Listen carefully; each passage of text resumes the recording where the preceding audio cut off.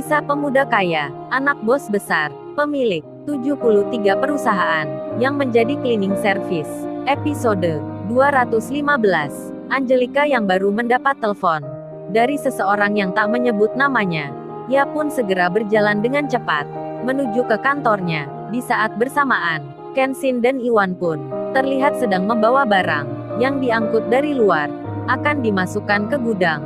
Kedua tangannya Kenshin itu nampak memegang kardus yang berisi alat perkantoran, karena memang bentuknya agak besar. Pandangannya pun sedikit terhalang.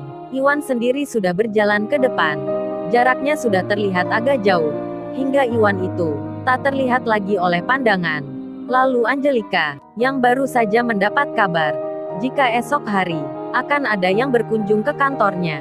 Angelika itu pun rada panik jadinya, karena berkas dokumennya yang disebut seseorang itu masih ada di komputernya. Angelika itu berjalan dengan cepat karena ingin segera ke ruang kerja. Dikarenakan hal yang demikian, sesuatu tadi inginkan pun terjadi. Saat Angelika berbelok ke kiri, rupanya ia tak menyadari jika bersamaan pula dari arah berlawanan nampak seseorang berjalan sedang membawa pesanan. Jadinya di waktu itu mereka pun langsung saling berhadapan. Bahkan terjadi tabrakan di antara keduanya. Terkagetlah masing-masing orang. Terjatuh pula apa yang dipegangnya.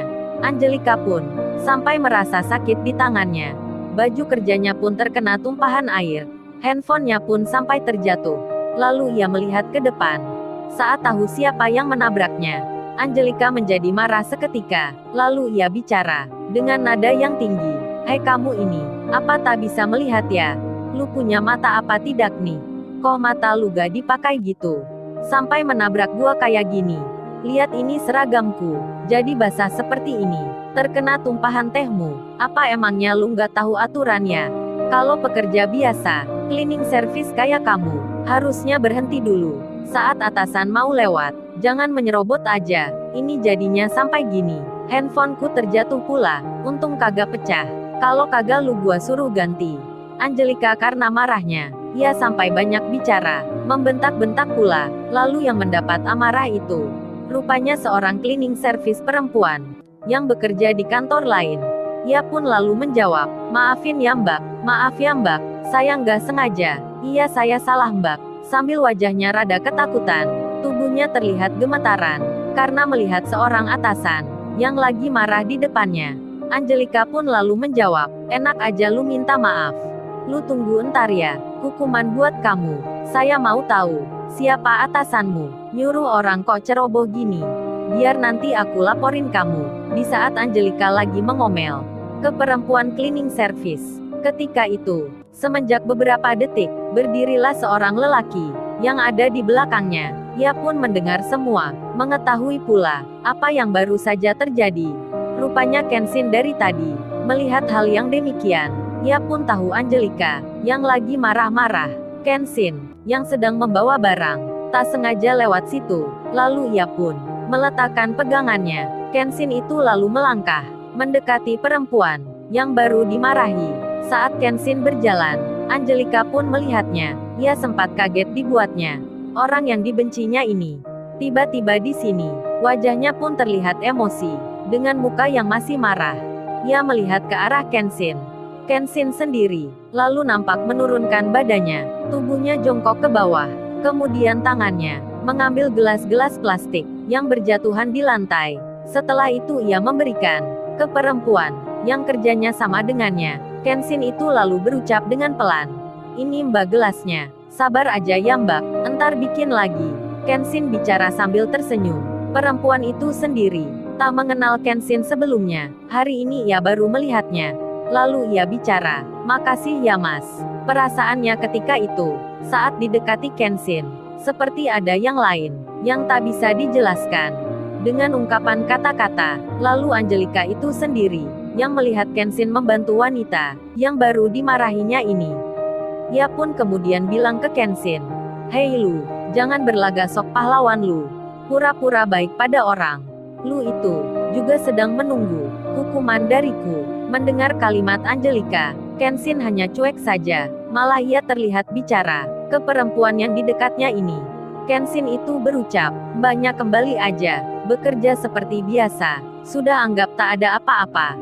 Kalau ada masalah lagi, barangkali butuh bantuan, mbaknya bisa mencari saya. Namaku Kenshin, kerja di kantornya cewek ini. Waduh, Kenshin itu menyebut Angelika, dengan tak memanggil nama kehormatan. Hingga Angelika yang mendengarnya, marahnya pun menjadi ganda. Lalu ia bilang ke Kenshin, apa kamu panggil apa tadi? Apa aku nggak salah dengar nih? Kok lu makin ngaco gitu?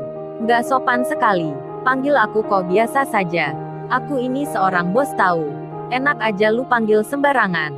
Makin kurang ajar lu ya. Makin ngelunjak aja. Oke, tunggu saja tanggal mainnya. Lu entar akan dapat pelajaran. Angelika dengan sewotnya, marah terlihat mukanya. Ia pun lalu meninggalkan tempat itu. Sedang Kenshin sendiri hanya nampak tersenyum saja, lalu dirinya akan pamit ke perempuan cleaning service yang diketahui namanya Fitri. Kenshin itu bilang, saya tinggal kerja lagi ya mbak.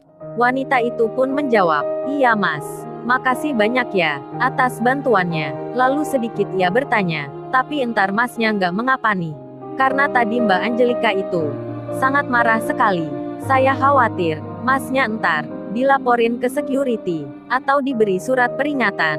Kenshin pun menjawab, udah tenang aja mbak, kita ini cuman kerja, jadi nggak usah takut-takut amat.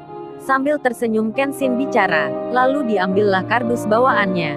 Kemudian ia berjalan lagi, dengan tenangnya, melihat hal itu. Perempuan cleaning service ini, dalam benaknya, sampai berkata, cowok ini, kok percaya diri sekali ya, padahal kerjanya biasa saja. Cleaning service pula, Fitri hanya menyimpannya di hati. Akan rasa tanya itu, mungkin sampai nanti, ia akan tahu sendiri, siapa sebenarnya pria yang membantunya ini. Pagi pun telah beranjak, matahari sudah terasa hangatnya. Kauri yang ikut meeting itu, akhirnya kini telah selesai, merampungkan pembahasannya. Kemudian Kauri pun keluar dari ruang itu, dengan terlihat bersemangat, ia pun menuju ke kantornya. Di tengah hal itu, si Lala temannya, sampai bertanya dan curiga, lalu ia berucap, Kauri aku perhatikan dari tadi. Kok wajah kamu ceria sekali? Pakai senyum-senyum pula, emangnya ada apa nih Kauri? Apa ada sesuatu yang menarik ya? Kok aku curiga nih, kamu punya rahasia, yang kamu simpan sendiri. Kauri pun lalu menjawab, lu Lala, mau tahu aja, kan hari ini memang cuacanya cerah. Jadinya kita harus semangat kerja. Kan memang gitu ya lah. Si Lala temannya pun menyahut. Kagak mungkin Kauri. Kalau karena cuacamu kamu sampai senyum gitu. Pasti nih kamu udah nyembunyiin sesuatu. Kauri menjawab lagi. Lula, mau tahu aja, entar aja deh aku ceritain. Lala pun segera berucap, nah kan Kauri, kamu punya rahasia, aku kok bisa kamu kelabui? Nggak mungkin gitu. Kauri pun tersenyum. Kemudian mereka berjalan kembali ke tempat kerjanya. Lalu, bagaimana kisah selanjutnya? Subscribe channel ini untuk episode berikutnya. Terima kasih.